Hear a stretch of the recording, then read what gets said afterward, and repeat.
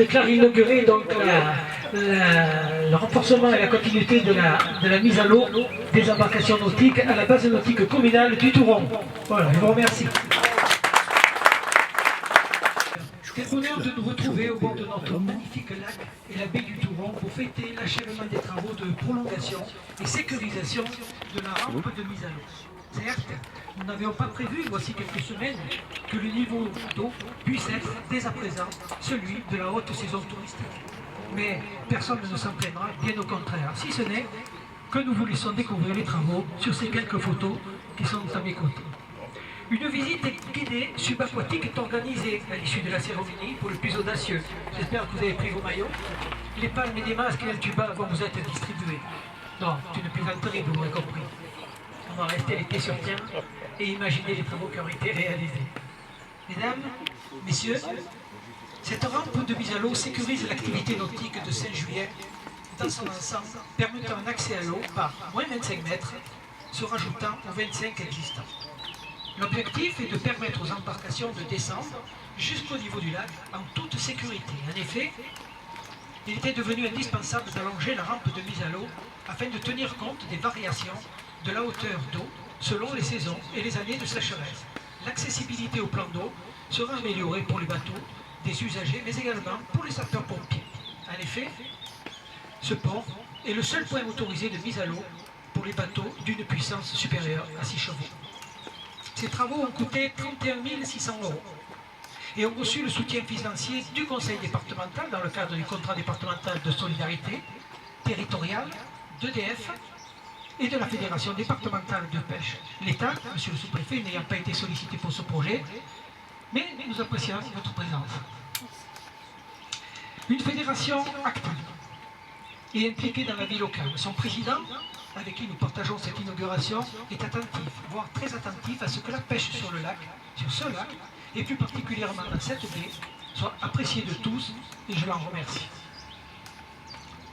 Tout comme Nicolas Robin, animateur de la Fédé, qui est sur l'eau actuellement, je ne sais pas s'il nous rejoindra dans un petit moment, qui a mis toute son énergie pour accompagner ce dossier. Corentin Deléné, qui est en charge du développement du loisir pêche, et l'ensemble des bénévoles de l'association La Truite du Haut-Verdon, qui partagent avec enthousiasme leur passion et leur savoir-faire. Leur objectif, je le rappelle, c'est transmettre aux enfants le goût de la pêche, mais aussi leur faire découvrir la richesse des techniques et des pratiques qui s'offrent à eux et à ceux qui entourent la Fédération de pêche des Alpes de Haute-Provence. En partenariat avec la Truite du Haut-Verdon, qui organise régulièrement des séances de découverte de la pêche destinées aux enfants, une initiative qui rencontre un franc succès. Mais peut-être que le président nous en dira un peu plus. Et elle fait également découvrir et apprécier notre village.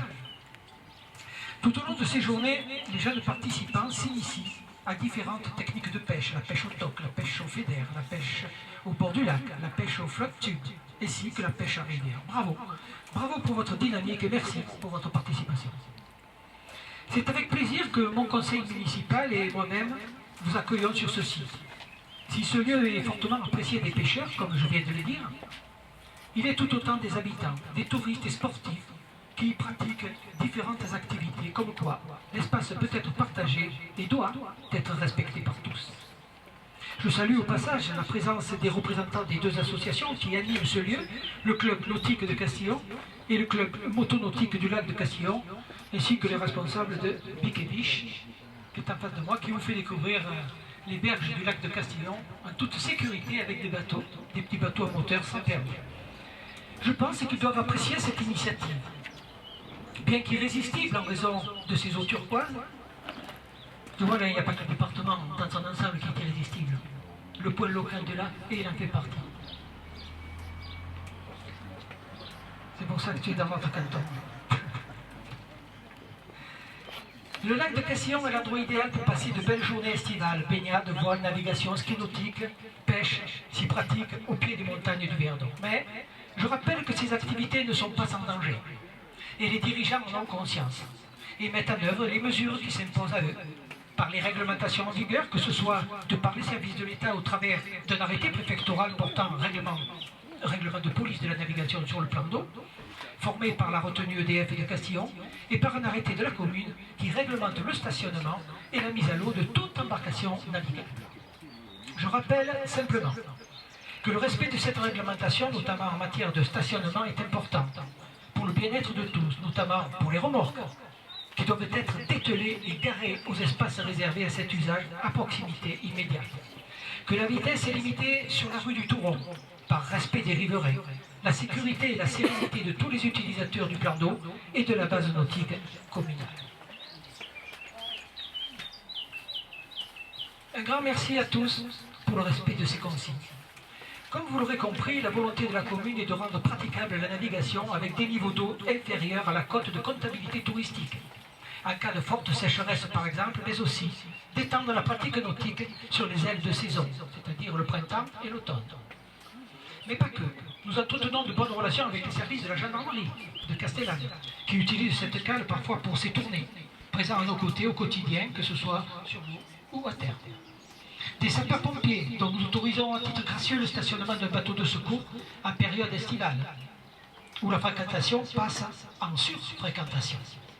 Grâce à cette fédération de pêche, à toi Claude, grâce à EDF, à vous, monsieur Savoie, grâce au conseil départemental, à toi Alain, grâce aux conseillers municipaux présents et passés, qui ont validé et mis en œuvre ce projet, et enfin, grâce à toi Arnaud, qui représente l'entreprise Eiffage, nous pouvons aborder l'avenir et ses incertitudes en matière de maintien de la côte touristique avec plus de sérénité. L'étape prochaine sera la mise en place d'un second ponton destiné à améliorer le stationnement des embarcations nautiques sur l'eau et supprimer les bouées isolées. Ce second projet a reçu le financement de la région, de la Société du Canal de Provence et attend l'accord ultime d'EDF. Je vous rappelle la devise portée par notre village, qui m'amène à la conclusion, qui est « accueillir mieux, mais pas plus ». Merci à vous tous pour votre écoute. Je cède maintenant la parole au président de la Fédération de pêche, Claude Roustan, et vous remercie une fois de plus.